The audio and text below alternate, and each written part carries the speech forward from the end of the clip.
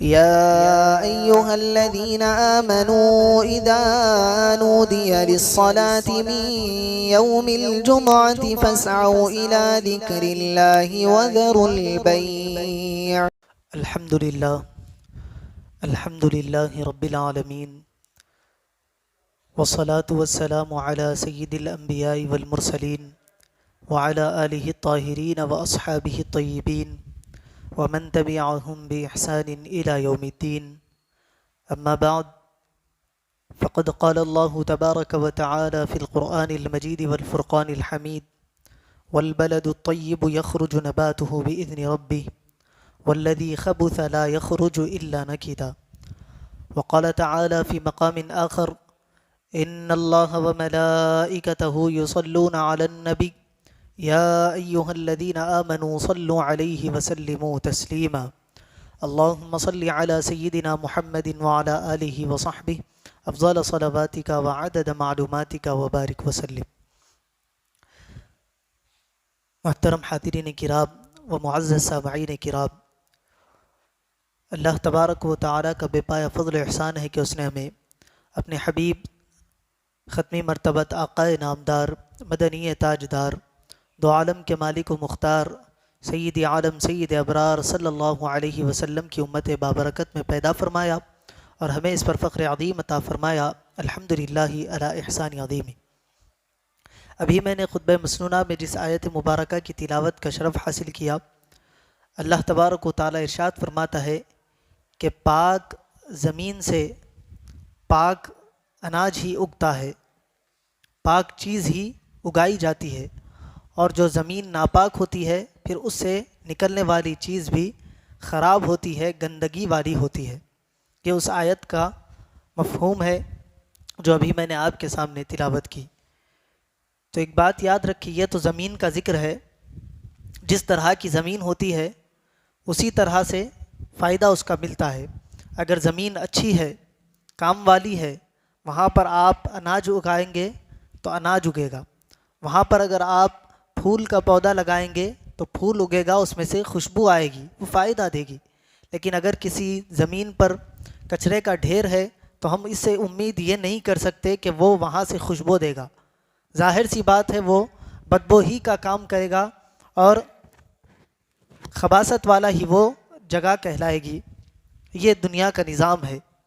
اسی کو ہم اگر دیکھیں گے، انسانوں کی طرف نظر ڈالیں گے تو جس کا شجرہ جس طرح کا ہوگا اسی طرح کے اس کے اندر آثار پائے جائیں گے۔ باپ دادا اچھے ہوں گے، نمازی متقی پرہیزگار ہوں گے تو بیٹے کے اندر پوتے کے اندر بھی وہی دینداری والی صفت پائی جائے گی۔ اگر باپ شرابی ہوگا، دادا شرابی ہوگا، باپ زانی ہوگا، باپ گناہوں کی طرف جانے والا ہوگا تو ظاہر سی بات ہے بیٹے کے اندر بھی وہی صفات پائی جاتی ہیں، کیونکہ بیٹا باپ کا آئینہ دار ہوتا ہے، باپ کا رازدار ہوتا ہے۔ باپ جس طرح کے کام کرتا ہے بیٹے کے اندر بھی وہی صفات پائے جاتے ہیں۔ یہ دنیا کا نظام ہے۔ آج ہم جس ہستی کا تذکرہ کر رہے ہیں، پچھلے جمعہ میں نے کہا تھا کہ آج ہم حضرت سیدنا سید السجاد امام زین العابدین رضی اللہ تعالیٰ عنہ کی زندگی کے کچھ پہلوؤں پر گفتگو کرنے کی کوشش کریں گے، کیونکہ آج 17 محرم الحرام ہے۔ بعض روایت کے مطابق اور اہل سنت الجماعت کے پاس 17 محرم الحرام آپ کا یوم شہادت ہے، آپ کا یوم وصال بھی ہے 17 محرم الحرام۔ تو اسی نسبت سے آج ہم آپ کا تذکرہ کریں گے۔ یہ کون ہے امام زین العابدین؟ یہ شہزادے ہیں حضرت امام حسین رضی اللہ تعالیٰ عنہ کے۔ یہ پوترے ہیں سیدنا علی مرتضیٰ اور سیدہ فاطمۃ الزہرا رضی اللہ تعالیٰ عنہما کے۔ یہ نواسے ہیں حضور پاک صاحب الاولاق صلی اللہ تعالیٰ علیہ وآلہ وسلم کے۔ یاد رکھے، حضرت امام حسین رضی اللہ تعالیٰ عنہ نے اپنی جو زندگی میں درس دیا، پیغام دیا، اسی زندگی کو حضرت امام زین العابدین رضی اللہ تعالیٰ عنہ نے اپنی زندگی کے اندر اخذ کیا اور لوگوں کے اندر بھی اس کو پھیلایا۔ حضرت امام زین العابدین رضی اللہ تعالیٰ عنہ یہ واحد اہل بیت کی شخصیت ہے حضرت امام حسین کی اولاد میں سے جو میدان کربلا میں کربلا کی جنگ کے بعد آپ بچ گئے تھے۔ جس طرح ہم نے پچھلے جمعہ سماعت کیا کہ حضرت امام حسین رضی اللہ تعالیٰ عنہ کے 3 فرزند تھے، ایک علی اکبر تھے، ایک علی اوسط تھے، ایک علی اصغر تھے۔ علی اکبر، علی اصغر یہ 2 میدان کربلا میں جنگ میں شہید ہوئے، اور علی اوسط جو امام زین العابدین رضی اللہ تعالیٰ عنہ کے لقب سے مشہور ہے وہ بچ گئے تھے۔ ان کے متعلق نور الابصار فی مناقب آل بیت النبی المختار میں آپ کے اس لقب کے متعلق حضرت امام شبلنجی رحمۃ اللہ علیہ لکھتے ہیں کہ حضرت امام مالک رضی اللہ تعالیٰ عنہ، یہ کون امام مالک ہے؟ انہیں امام دار الہجرہ کہا جاتا ہے۔ ان کے عشق کا یہ مقام تھا، حبیب پاک علیہ الصلاۃ والسلام کے شہر میں آپ رہا کرتے تھے، مدینہ منورہ آپ کا مسکن تھا، کبھی مدینہ منورہ کو چھوڑ کر آپ باہر نہیں نکلے۔ کس لیے نہیں نکلے کہ اگر میں مدینہ کو چھوڑ کر باہر نکلوں گا، اگر اللہ تبارک و تعالیٰ میری روح کو قبض کر لے گا، میری روح نکال لے گا، تو مجھے مدینہ کے باہر دفنا دیا جائے گا۔ مدینہ کو چھوڑنا، مدینہ سے دور ہونا ان کو گوارا نہیں تھا۔ یہ امام مالک رضی اللہ تعالیٰ عنہ، اور انہی کے نام سے ایک فقہی سلسلہ بھی چلتا ہے جسے مالکی کہا جاتا ہے۔ جس طرح ہم حنفی ہے، حضرت امام اعظم کو فالو کرتے ہیں، اسی طرح حضرت امام مالک کے فالوورز بھی ہیں، ان کو فالو کرنے والے، ان کے طریقے پر عمل کرنے والے بھی موجود ہے۔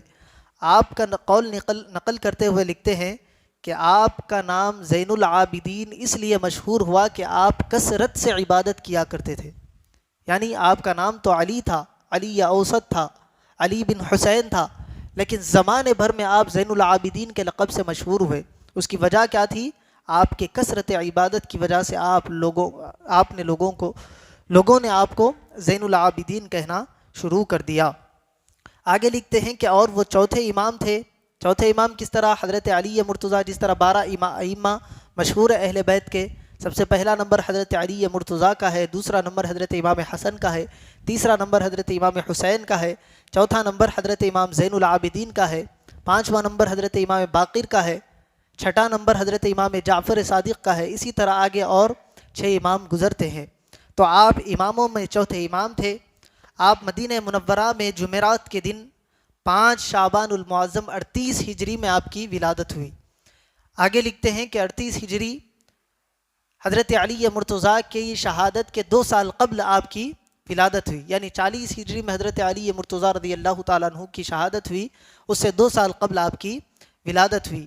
آپ کی کنیت کے متعلق لکھتے ہیں کہ ابو محمد آپ کی کنیت تھی، ابو بکر آپ کی کنیت تھی، اور ابو الحسن بھی آپ کی کنیت تھی۔ زین العابدین اور سید العابدین آپ کے 2 مشہور لقب تھے، اور آپ کا ایک لقب زکی تھا۔ زکی کہتے ہیں پاک اور صاف دل والے کو، نہایت آپ کا دل پاک تھا، صاف تھا، مزکا آپ کا دل تھا، اسی لیے آپ کو لوگ زکی بھی کہا کرتے تھے۔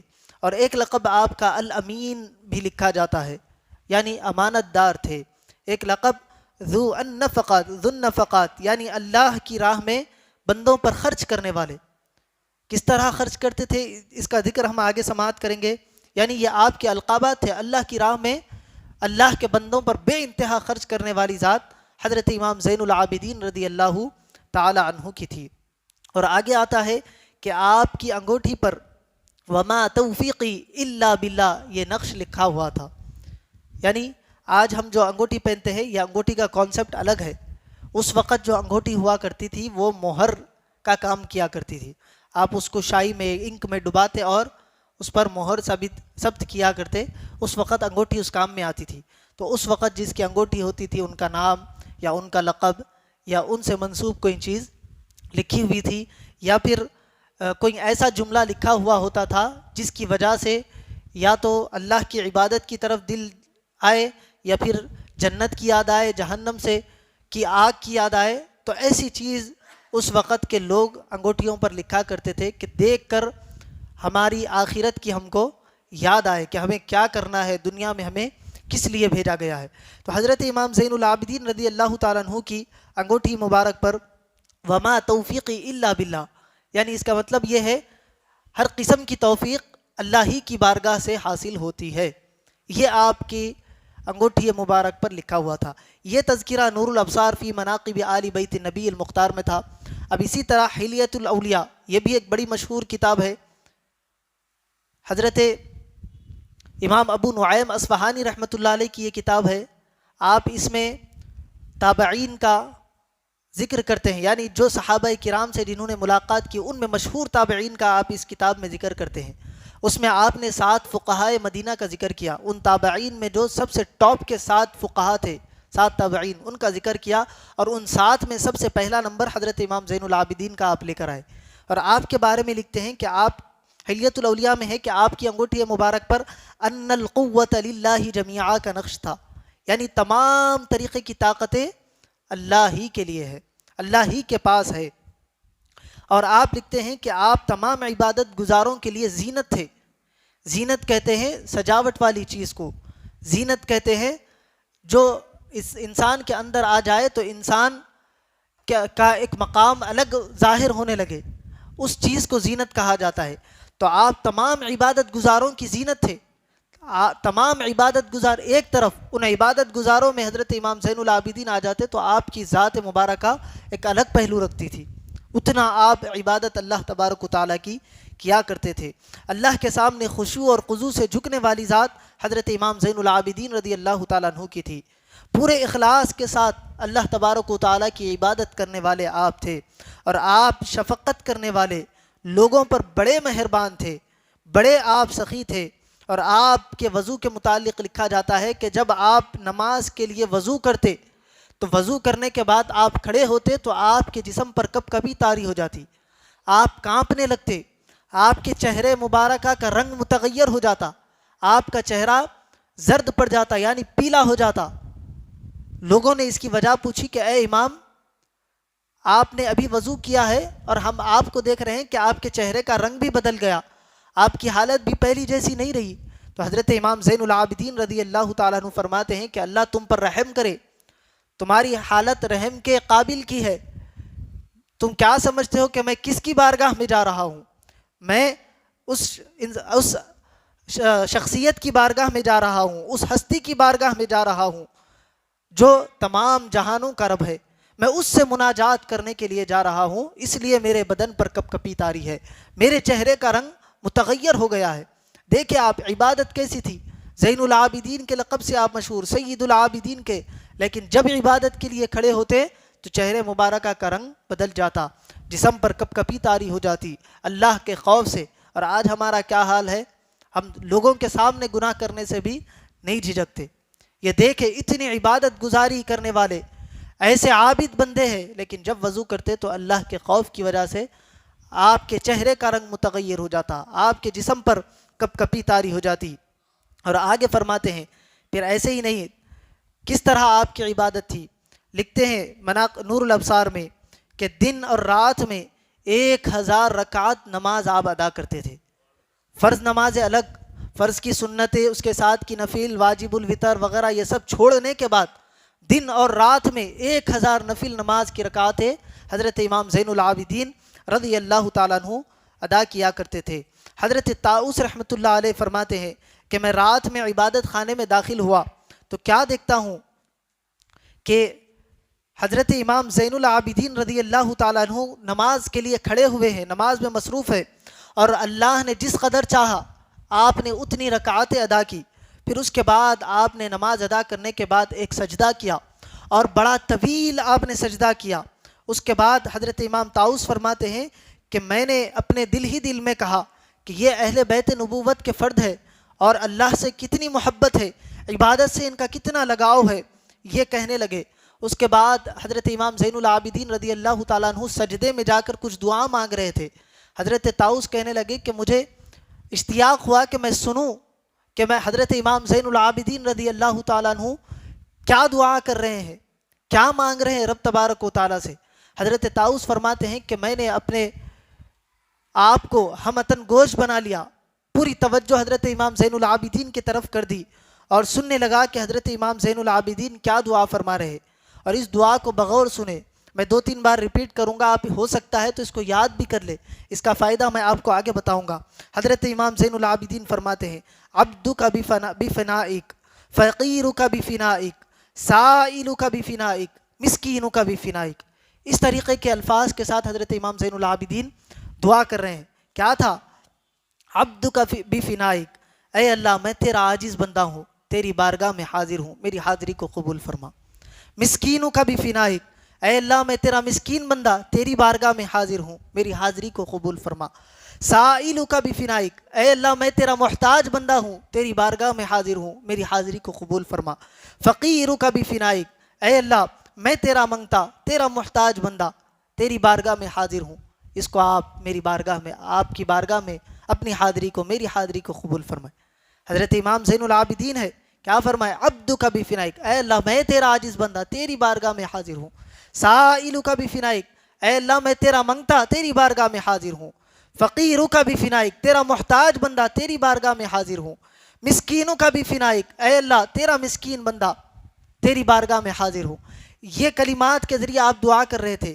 حضرت طاؤس فرماتے ہیں کہ میں نے ان کلمات کو دیکھا، سنا، یاد کر لیا، اور آپ قسم اٹھا کر فرماتے ہیں کہ اللہ کی قسم، میں نے جب مجھے مشکل وقت کا سامنا ہوا، میں پریشانی کے عالم میں گیا، میں نے ان کلمات کے ذریعے رب تبارک و تعالیٰ کی بارگاہ میں ہاتھ اٹھا کر دعا کی، کبھی اللہ تبارک و تعالیٰ نے مجھے خالی ہاتھ نہیں لوٹایا.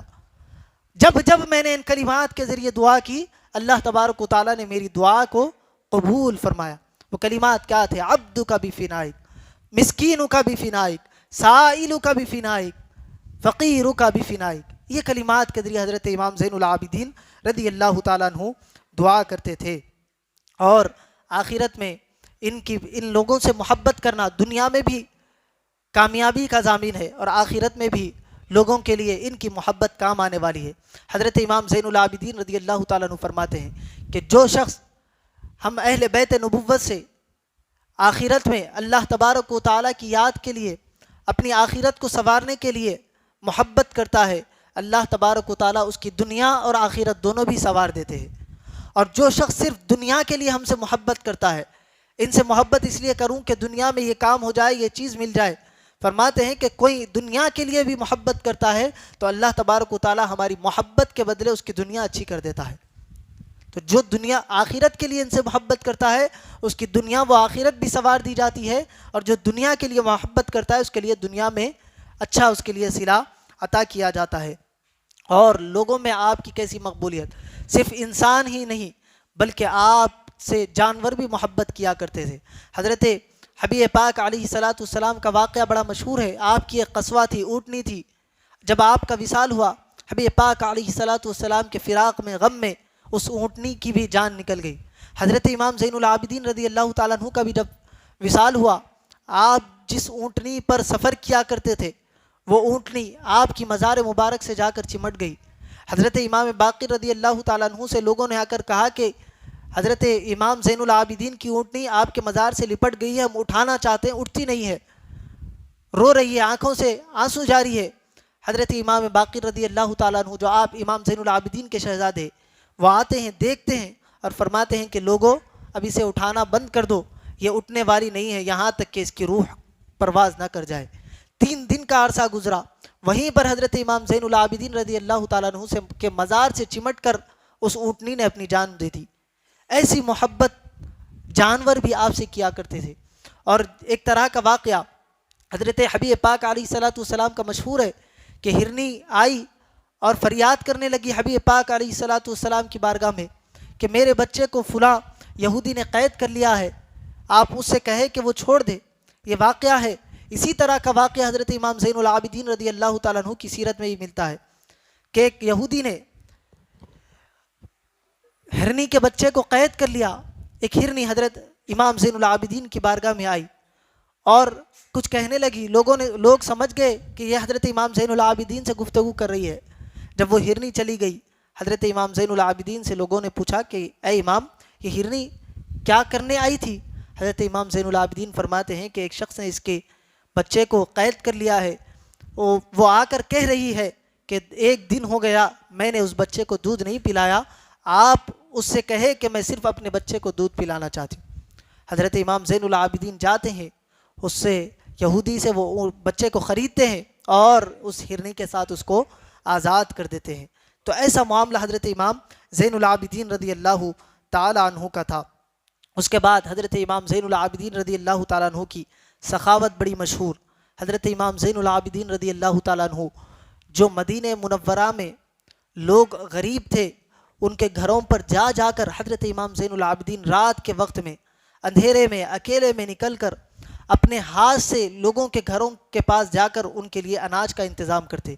جس کی جو ضرورت ہوتی حضرت امام زین العابدین پورا کیا کرتے تھے. یہ بات آپ کے خادم تھے، سب سے خاص خادم جو ہوتا ہے خدمت گزار، اس کو بھی یہ بات پتہ نہیں تھی. ایسی خاموشی کے ساتھ حضرت امام زین العابدین رضی اللہ تعالیٰ عنہ صدقہ اور خیرات کیا کرتے تھے. حبیب پاک علیہ الصلاۃ والسلام نے فرمایا کہ اللہ کی بارگاہ میں صدقہ کیا کرو. یہ صدقہ چھپا کر پوشیدہ طور پر ہونا چاہیے. جو بندہ پوشیدہ طور پر اللہ کی بارگاہ میں صدقہ اور خیرات کرتا ہے، اللہ تبارک و تعالیٰ کے غضب کی آگ اس بندے پر ٹھنڈی ہو جاتی ہے. تو یہ پوشیدہ طور پر صدقہ کرنے کا حبیب پاک علیہ الصلاۃ والسلام نے حکم دیا تھا کہ بغیر دکھائے کے. ایک اور ارشاد حبیب پاک علیہ الصلاۃ والسلام کا مشہور ہے کہ دائیں ہاتھ سے صدقہ کرو تو بائیں ہاتھ کو خبر نہ ہو. اس پر حضرت امام زین العابدین رضی اللہ تعالیٰ عنہ عمل کرتے.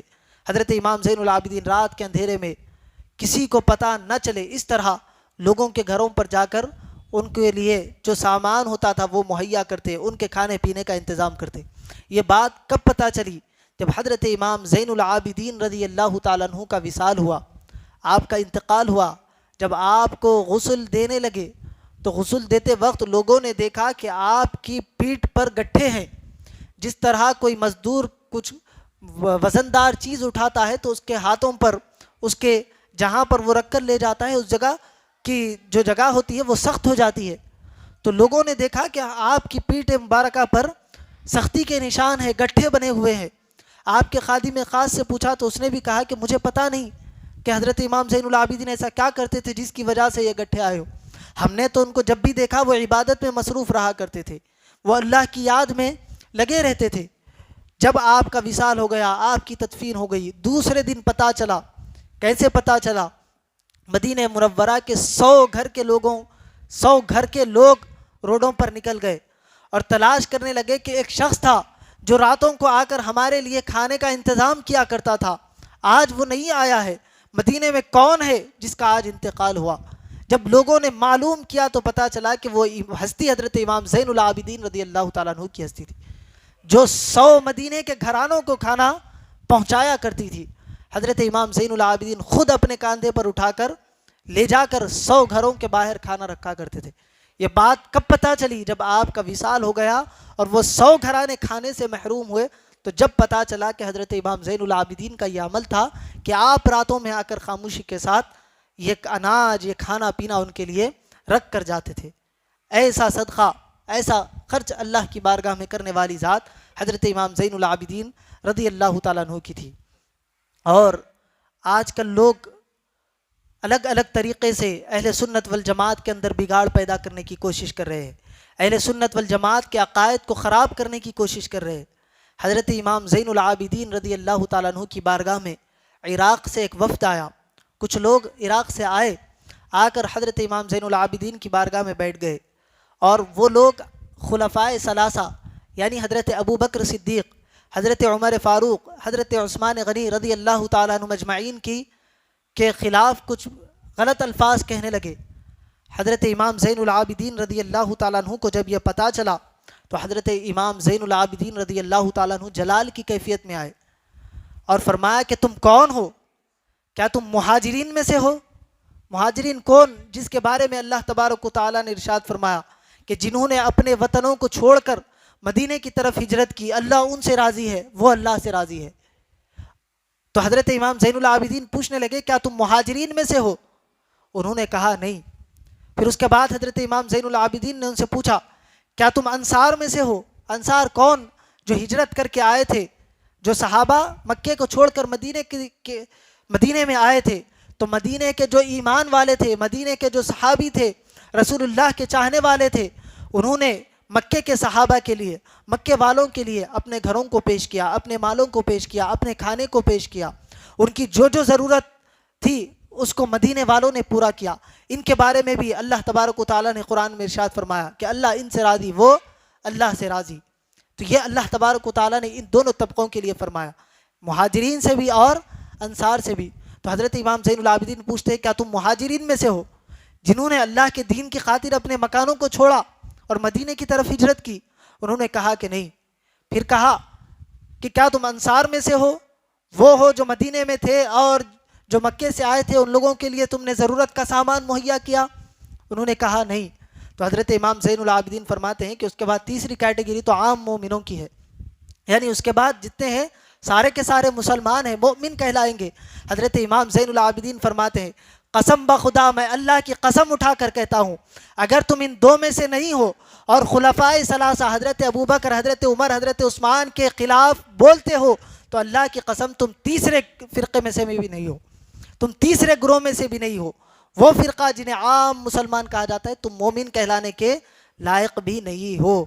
یہ کون فرما رہے؟ اہل بیت کے ایک فرد عظیم ہے، امام حسین کے شہزادے ہیں، حضرت علی کے پوتے ہیں، رسول اللہ کے نواسے ہیں۔ وہ فرما رہے ہیں کہ حضرت ابو بکر و عمر و عثمان کی تم اگر خلاف بولو گے، ان کی گستاخی کرو گے، تمہارا اسلام سے کوئی لینا دینا نہیں ہے۔ آج کل کچھ لوگ اہل سنت کا لبادہ پہن کر اہل بیت کی نبوت کا دعویٰ کرتے ہوئے، اہل بیت سے محبت کا دعویٰ کرتے ہوئے ان خلفائے ثلاثہ دیگر صحابہ کرام پر طعن و تشنیع کرنا اپنا منصب بنائے ہوئے ہیں۔ ایسے لوگوں سے اللہ ہماری حفاظت فرمائے۔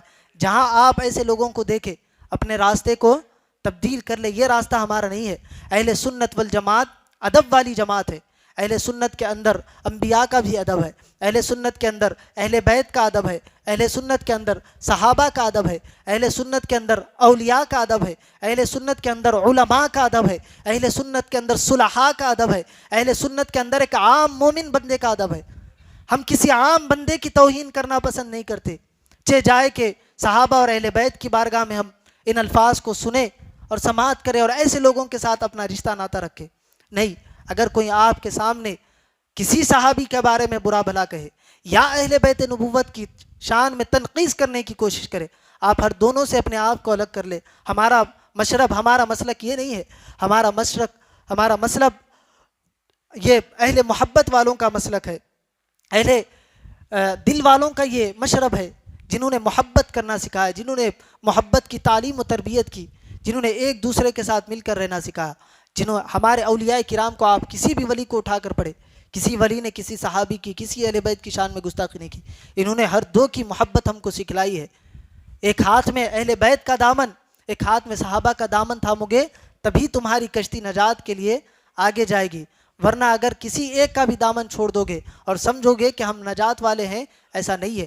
اہل بیت صحابہ سے محبت کرتے تھے، صحابہ اہل بیت سے محبت کرتے تھے۔ ان دونوں کی محبت ہمارے لیے ضروری ہے۔ اور آخری بات حضرت امام زین العابدین رضی اللہ تعالیٰ عنہ کے علم کے شوق کے بارے میں حضرت امام زین العابدین کی سناتے ہوئے میں اپنی گفتگو کو ختم کروں۔ آپ دیکھیں آج کل کچھ لوگ جنہیں منصب مل جاتا ہے، جنہیں کرسی مل جاتی ہے، جنہیں مائک مل جاتا ہے، جنہیں کیمرہ مل جاتا، وہ آتے ہیں کیمرے پر بیٹھتے ہیں، علماء کے خلاف، اہل علم کے خلاف، اولیاء اللہ کے خلاف بولنا، زبان درازی کرنا، اس کو اپنا شیوا بنائے ہوئے ہیں۔ یاد رکھیں حضرت امام زین العابدین رضی اللہ تعالیٰ عنہ کے متعلق حضرت عبد الرحمن بن حبیب روایت کرتے ہیں، وہ کہتے ہیں کہ حضرت نافع بن جبیر نے حضرت امام زین العابدین رضی اللہ تعالیٰ عنہ کی بارگاہ میں عرض کیا کہ اللہ آپ کے درجات بلند کرے، آپ سارے لوگوں کے سردار ہیں، آپ سب سے بڑھ کر عظمت اور فضیلت والے ہیں، آپ کی تواضع کی یہ شان ہے، اتنی بڑی ہستی ہونے کے باوجود، اہل بیت کے سرخیل ہونے کے باوجود، تمام لوگوں میں آپ کا ایک بلند مقام ہے، اس کے باوجود آپ کی تواضع کی یہ شان ہے کہ آپ ایک غلام کے پاس بیٹھ کر علم حاصل کرتے ہیں۔ وہ غلام کون تھے؟ حضرت زید بن اسلم ان کا نام آتا ہے۔ تو حضرت امام زین العابدین سے حضرت نافع بن جبیر نے کہا کہ آپ کا اتنا بڑا مقام ہے، آپ ہمارے سردار ہیں، لیکن ہم آپ کو دیکھتے ہیں کہ آپ ایک غلام کے پاس بیٹھ کر علم سیکھتے ہیں۔ حضرت امام زین العابدین فرماتے ہیں کہ ہاں حق یہی ہے کہ علم جہاں بھی ہو اسے ڈھونڈا جائے اور اس کو حاصل کیا جائے۔ علم کسی اعلیٰ منصب والے کے پاس ہو تو اس کے پاس بھی جایا جائے اور علم کو حاصل کیا جائے، اگر علم کسی غلام کے پاس بھی ہو تو اس کے پاس بھی بیٹھا جائے اور جا کر اس کے پاس سے علم کو حاصل کیا جائے۔ آج ہم چہرے دیکھتے ہیں، لباس دیکھتے ہیں کہ یہ ان کا گھر دیکھتے ہیں، ان کا اٹھنا بیٹھنا دیکھتے ہیں، یہ کیسا پڑھاتے ہیں، ان کے رہنے کا انداز کیسا ہے، یہ کیا کھاتے ہیں، ان کی صورت کیسی ہے، یہ کیا پہنتے ہیں، ہم یہ دیکھ کر ڈیسائیڈ کرتے ہیں کہ ان کے پاس بیٹھنا ہے یا نہیں بیٹھنا ہے۔ حضرت امام زین العابدین جیسی شخصیت، آپ فرماتے ہیں کہ علم جہاں بھی ہو، علم کسی غلام کے پاس بھی ہو، تو حضرت امام زین العابدین نے غلام سے علم حاصل کر کے بتایا کہ علم والا جہاں بھی ہوتا ہے شان والا ہوتا ہے، عظمت والا ہوتا ہے۔ جس کے دل میں رب تبارک و تعالیٰ کے قرآن کا، حبیب پاک کے فرمان کا علم ہو، وہ غلام بھی ہو تو آقاؤں سے وہ بڑا ہوا کرتا ہے۔ یہ حبیب پاک علیہ الصلاۃ والسلام کے شہزادے نے ہم کو سکھایا ہے کہ علم کسی کے پاس بھی ہو لینا چاہیے، اس کا ادب، اس کی تعظیم کرنا چاہیے۔ اور آگے حضرت محمد ابن عبد الرحمن المدنی لکھتے ہیں کہ جب حضرت امام زین العابدین رضی اللہ تعالیٰ عنہ اس حلقے کے لیے، علم حاصل کرنے کے لیے پہنچتے تو بہت سارے حلقے بنے ہوئے ہوتے ہیں، بہت سارے لوگ ایک دوسرے کو پڑھا رہے ہوتے ہیں۔ تو حضرت امام زین العابدین راستہ چیرتے ہوئے حضرت زید بن اسلم کے پاس آیا کرتے تھے۔ یہ زید بن اسلم غلام تھے، دیگر اور لوگ بھی علم دے رہے ہوتے ہیں، لیکن آپ راستہ بناتے بناتے زید بن اسلم کے پاس آ کر بیٹھتے اور وہاں سے علم حاصل کرتے۔ تو لوگوں نے پوچھا کہ آپ ایسا کیوں کرتے ہیں، بہت سارے لوگ اور علم دے رہے ہیں۔ تو حضرت امام زین العابدین فرماتے ہیں کہ آدمی اسی کے پاس بیٹھے جہاں بیٹھنے سے اسے دین کا فائدہ حاصل ہو۔ آج ہماری مجلسیں دیکھیں، ہم جہاں مجلس میں بیٹھتے ہیں ایک دوسرے کی ٹانگ کھینچنا، ایک دوسرے کی غیبت، چغلی، برائی، اہل علم کی محفل بھی ہے تو کسی دوسرے علم والے پر طعنہ زنی کرنا، ہم سید ہے تو دوسرا کوئی سید نہیں ہے، اس طرح کے الفاظ کہنا، سادات کی تحقیر کرنا، علماء کی تذلیل کرنا، یہ ہمارا منصب بن گیا ہے۔ لیکن حضرت امام زین العابدین رضی اللہ تعالیٰ عنہ فرماتے ہیں تم ایسی مجلسوں میں نہ جاؤ جہاں ایک دوسرے کے خلاف باتیں ہوتی ہیں، اس مجلس میں بیٹھو جہاں سے تمہیں دین کا فائدہ حاصل ہوتا ہو۔ تو جہاں دین کی بات بتائی جا رہی ہے ان مجلسوں سے اپنے آپ کو وابستہ کرے۔ یہی حضرت امام زین العابدین رضی اللہ تعالیٰ عنہ کی زندگی کا پیغام ہے۔ آج 17 محرم الحرام ہے، ہر گھر میں جمعہ ہے، فاتحہ ہوتی ہے، جن کے گھروں میں فاتحہ ہوتی ہے وہ بھی حضرت امام زین العابدین کا نام لے کر ایصال کرے، جن کے گھر میں نہیں ہوتی، جو بھی کچھ آپ کے گھر میں ہے اس پر فاتحہ دلانے کی حضرت امام زین العابدین رضی اللہ تعالیٰ عنہ کے نام سے کوشش کرے۔ اللہ تبارک و تعالیٰ سے دعا ہے کہنے اور سننے سے زیادہ اعمال صالحات کی توفیق عطا فرمائے، اہل بیت اور صحابہ کی سچی پکی محبت عطا فرمائے، ان کے بے ادبوں اور گستاخوں سے ہماری حفاظت فرمائے۔ وصلی اللہ تعالیٰ وسلم علی خیر خلقی سیدنا محمد وعلی آلہ واصحابہ اجمعین والحمد للہ رب العالمین۔